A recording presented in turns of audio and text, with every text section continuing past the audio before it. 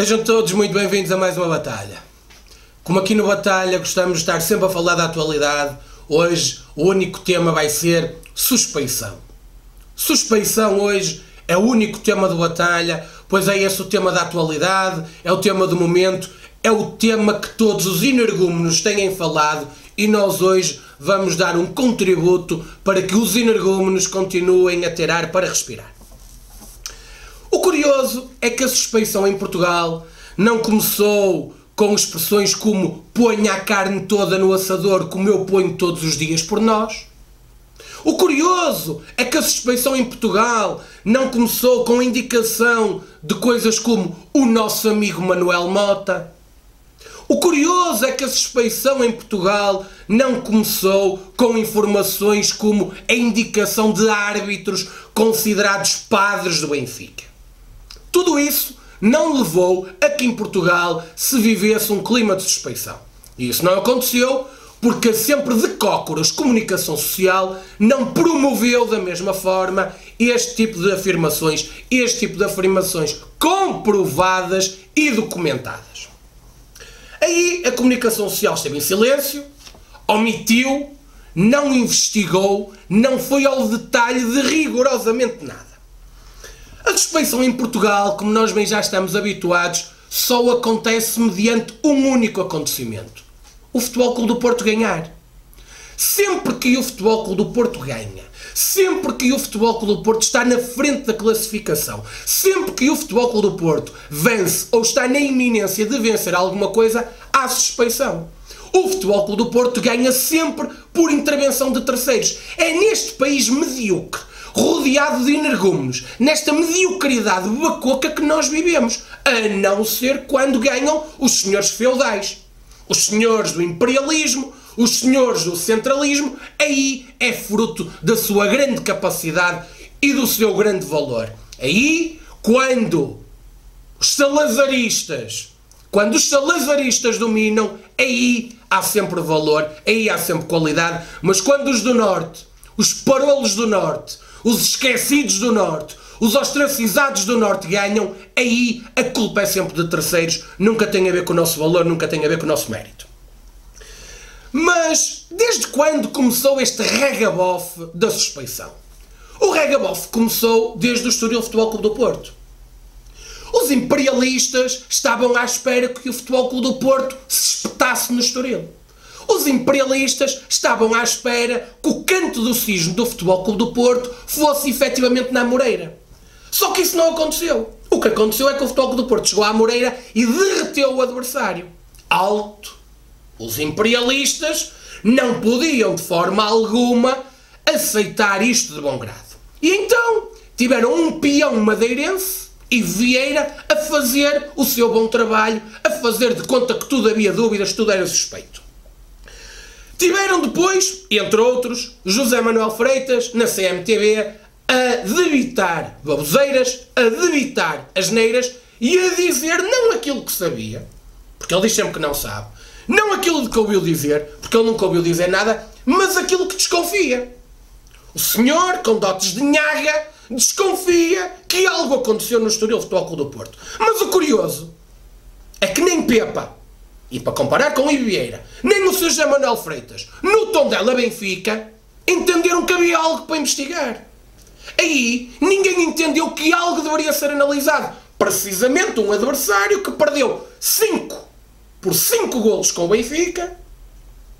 Quando o Futebol Clube do Porto lá foi, fez a vida negra ao Futebol Clube do Porto. Quando o Sporting lá foi, fez a vida negra ao Sporting. Quando o Benfica lá foi uma equipa pouco intensa. Foi uma equipa que não esteve muito bem nos duelos individuais. Mas aí não havia necessidade de investigar nada. Aí Pepa não entendeu que havia necessidade de investigar nada. Aí José Manuel Freitas e seus pares entenderam que nada havia a justificar. E o Sr. Vítor Serpa da Bola, entre outros, também entenderam que nada havia a investigar. Agora, aquilo que não é menos verdade, e não deixa de ser extremamente giro, é que o Correio da Manhã tenha feito uma primeira página a dizer que o Estoril tinha aberto uma investigação interna sobre o jogo em causa. O Sr. Presidente do Estoril, Alexandre Faria, que foi um boneco, que foi um verdadeiro matraquilho, ao longo de 37 dias dos poderes imperialistas de Lisboa, e em que durante esses 37 dias deu mais entrevistas do que aquelas que vai dar até ao final da sua vida, andou a ser um boneco. Foi um boneco do regime. E agora, mediante a alegada investigação que está em curso por parte da Procuradoria-Geral da República, o Sr. Presidente de Estoril já vem dizer que, afinal de contas, os canarinhos estão a ser usados numa guerra que não é deles. Acordou agora? Fez-se luz? Andava a nanar e agora acordou? Mas o Sr. Presidente Alexandre Faria, enquanto achou que lhe podia ser útil, foi o boneco, foi o matraquilho. E agora, nós estamos a ser usados. Não sabiam? Não sabiam que em Portugal, quem não fizer frente ao Futebol Clube do Porto é suspeito? Não sabiam que em Portugal quem perde contra o Futebol Clube do Porto é alvo de investigação? Não sabiam? Acorde para a vida. E o curioso é que o jornal... O curioso, eu não vou dizer o curioso, porque é mais uma vez a constatação de um facto. O jornal A Bola, sobre a tal denúncia anónima, faz logo uma primeira página. E faz logo uma primeira página porque é de interesse. É de interesse nacional. Então, e os e-mails não eram de interesse nacional? Quantas primeiras páginas a Bola fez sobre a divulgação de e-mails? Quantas primeiras páginas fez a Bola a denunciar aquilo que se passava nesses e-mails? Quantas primeiras páginas fez a Bola sobre os alegados esquemas para controlar o futebol português que constavam nos e-mails? Com o senhor que está sentado no banco do Benfica, chamado Tiago Pinto, a enviar e-mails a explicar como é que tem que se criar a teia de poder para ajudar o Benfica a ganhar em todas as dimensões. O senhor Vítor Serpa nunca viu isso, mas aí nunca fez primeira página. Esta vez fez primeira página porque envolve o Futebol Clube do Porto. E isto, de facto, é a prova cabal do desespero que inundou o Benfica. O Benfica, entrando no último terço do campeonato, sentindo o Futebol Clube do Porto forte, sentindo que está a perder terreno, sentindo que está a perder força, sentindo que chega lá sempre ao empurrão e ao encontrão, o Benfica tem que utilizar o velho esquema da suspeição. A suspeição que levava o seu anterior diretor de comunicação a dizer que a classificação estava aldrabada pelos árbitros, a dizer que não tinham que mudar de treinador, que não é que mudar de árbitros. Voltou o Benfica. Voltou o Benfica cobarde, o Benfica da suspeição. Naturalmente com os peões de Brega na primeira linha. Os seus Pedros Guerras, e, entre outros, e agora esta invenção chamada César Boaventura, ao qual já lá vamos. Agora, o curioso, e este é que é um ponto que eu acho extraordinário, é como é que as pessoas ainda têm a desfaçatez de continuar no lado do Record a dar eco a César Boaventura, no lado da Bola a dar às denúncias anónimas, e persistem em não enfatizar o escândalo associado aos e-mails. E aqui nós podemos dizer a palavra e-mails 1 milhão de vezes que não temos que pagar 200 mil euros. Se calhar, se um dia tivermos que pagar 200 mil euros, se calhar temos que nos calar. Mas aqui não precisamos nos calar. Aqui vamos continuar a falar dos e-mails, onde aparentemente o Benfica controlava e dominava tudo aquilo que existia em Portugal no fenómeno desportivo. E como tal, o Benfica vai tendo estes peões de Brega para meterem nojo, para encharcarem o futebol português de nojo, para lançarem o futebol português para a lama. A teoria da ventoinha. Põe a lama na ventoinha, carrega no botão e depois a lama abarca todos os setores. Porque só quando o Benfica ganha é que isto está bem. Conseguiram inclusivamente, ou têm conseguido inclusivamente, pôr os bonecos César Boaventura e o boneco Hugo Gil a colocarem uma fotografia nas redes sociais sobre um alegado almoço entre Luís Gonçalves, o diretor do Futebol Clube do Porto, e o Arte Jorge Sousa. Eu acho que aí já é um caso do foro neurológico. Eu acho que a psiquiatria devia, de facto, esclarecer isto. Porque, do ponto de vista visual, não há problema. Porque aí basta ir ao optometrista ou ao oculista. Qualquer pessoa que tenha dificuldades de visão vai ao optometrista, vai ao oculista e percebe que não era naturalmente o engenheiro Luís Gonçalves que estava a almoçar com Jorge Sousa. Mas como estes senhores também percebem que eles não são cegos, eles já entram no domínio do paranormal, já entram no domínio do nhaga, já entram no domínio da má-fé, já entram no domínio do esgoto. Eles são um esgoto. Porque quem lança para a lama este tipo de coisas só por terem um esgoto na cabeça. Aliás, deve ser um esgoto que César Boaventura tem na cabeça. Deduzo eu. Eu não conheço o César Boaventura, espero nunca ter o desprazer de o conhecer, mas acho muito curioso, porque sempre com o César Boaventura lembro-me sempre destes maus dias, em termos de tempo, que têm acontecido. Faz lembrar aquele mar com ondas muito altas, em que as pessoas, quando caem ao mar, tentam agarrar-se a tudo e a mais alguma coisa. E o Sr. César Boaventura, aparentemente, tenta-se agarrar a qualquer boia. Agora, eu sobre isso não vou falar, não o conheço, não quero conhecer, tenho nojo de quem o conhece, mas, pelos vistos, quem o conhece bem é Paulo Futre. Paulo Futre, na noite de quarta-feira, disse claramente que conhecia César Boaventura há mais de 15 anos e que, se estivéssemos a falar de malas para ganhar, Paulo Futre seria o primeiro a telefonar a César Boaventura. Mas o que é que ele quis dizer com isto, Paulo Futre? Que César Boaventura trata de malas para ganhar? Mas esperem lá, mas não está no regulamento da Liga que isso é proibido? A Liga não vai ouvir Paulo Futre sobre aquilo que tem a dizer sobre César Boaventura? Para que clubes é que César Boaventura tem tratado de malas? Não sou o que eu estou a dizer, foi Paulo Futre. Não fui eu, não sou eu. Quais são os clubes para os quais César Boaventura trabalha com malas para que esses clubes ganhem? Contra quem jogam esses clubes? Paulo Futre tem que o dizer. E a Liga faz de conta que nada sabe? Ou seja, José Manuel Meirinho do Conselho de Disciplina não ouviu? Não ouviu aquilo que Paulo Futre disse? Têm que chamar esta gente à colação definitivamente. Esta gente não pode continuar a dizer estas coisas e não ser chamada a explicar aquilo que sabe. E por falar em investigações, nós que gostamos sempre de dar contributos positivos para tudo isto, vamos lançar aqui sugestões sobre investigações. Vamos dar aqui ideias. O que se poderia investigar? Vamos sugestionar temas para serem investigados.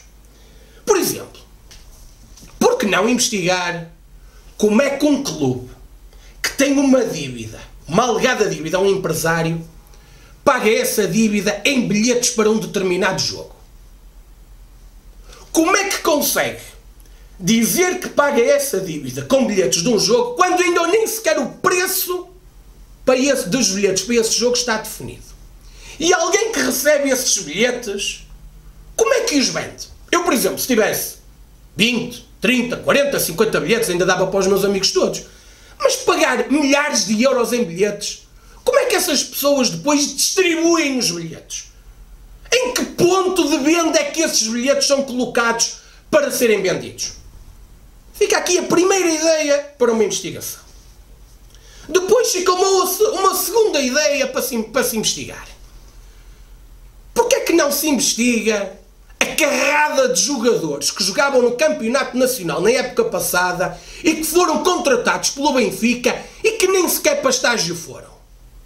Não é estranho o Benfica ter contratado tantos jogadores no Campeonato Nacional e que não mereceram sequer a oportunidade de irem para estágio e serem analisados por Rui Vitória? Segunda ideia que aqui fica. Terceira ideia. Tem-se falado muito de Abner, jogador de Estoril, que rescindiu agora depois de jogar com o Futebol Clube do Porto. Não sei se recordam de um jogador do Marítimo cujo clube maritimista rescindiu por perda de confiança. E se investigassem essa perda de confiança e os penaltis que esse jogador fez em determinados jogos? Terceira ideia para investigarem. Quarta ideia para investigarem. Que tal pensarem nos almoços com árbitros do Norte que ocorriam ali pelos lados da capital, em que um dos árbitros este ano só estava preocupado com o boicote aos Jogos do Canelas? Fica aqui outra ideia para investigação sobre esses almoços, quem eram os intervenientes e sobre o que é que se falavam nesses almoços. Última ideia para uma investigação, porque também, quer dizer, não vamos estar agora aqui a dar ideias de tudo, ficam aqui 5 ideias.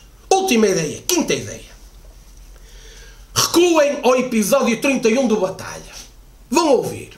Porquê é que não se investiga quem são e por que razão há dirigentes de clubes da primeira divisão que se sentam no banco dos seus respectivos clubes e que fazem scouting para o Benfica?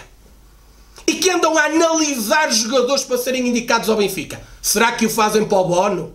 Eu não sei, eu não sou investigador, não faço ideia nenhuma. Agora ficou aqui mais uma ideia, quinta ideia para uma investigação. Deixei aqui 5 ideias para 5 investigações. Investiguem, não investiguem, façam o que entenderem. Agora, há uma coisa que eu vos digo. Sabem quando é que a suspeição vai terminar? Sabem quando é que não vai haver necessidade nenhuma de investigar? enquanto o Futebol Clube do Porto não ganhe. Enquanto o Futebol Clube do Porto estiver na frente do campeonato, e se o Futebol Clube do Porto terminar o campeonato à frente, meus caros amigos, vamos ser inundados, vamos ser encharcados por estes energúmenos, por este país medíocre, para quem apenas os senhores feudais de Lisboa podem ganhar. Se nós ganharmos, se nós chegarmos à frente, vamos ser inundados e encharcados por tudo isto. E é para essa gente que eu tenho o meu desprezo, o meu nojo e o meu asco. Meus caros, é desta forma que terminamos mais uma batalha. Mais uma batalha na antecâmara de mais um jogo extremamente difícil que vamos ter frente ao Sporting no Dragão na próxima sexta-feira. Queremos ganhar. Só queremos ganhar. Queremos muito ganhar. Queremos ganhar, seja contra um Sporting completo, seja contra um Sporting incompleto. Queremos ganhar com um Futebol Clube do Porto completo ou com um Futebol Clube do Porto incompleto. Agora, estaremos aqui sentados para perceber até que ponto poderá ir a falta de vergonha na cara das pessoas ao ponto de porventura despenalizarem Gelson Martins ou porventura suspenderem o processo. Vamos ficar atentos. Meus caros, um abraço e viva o Futebol Clube do Porto.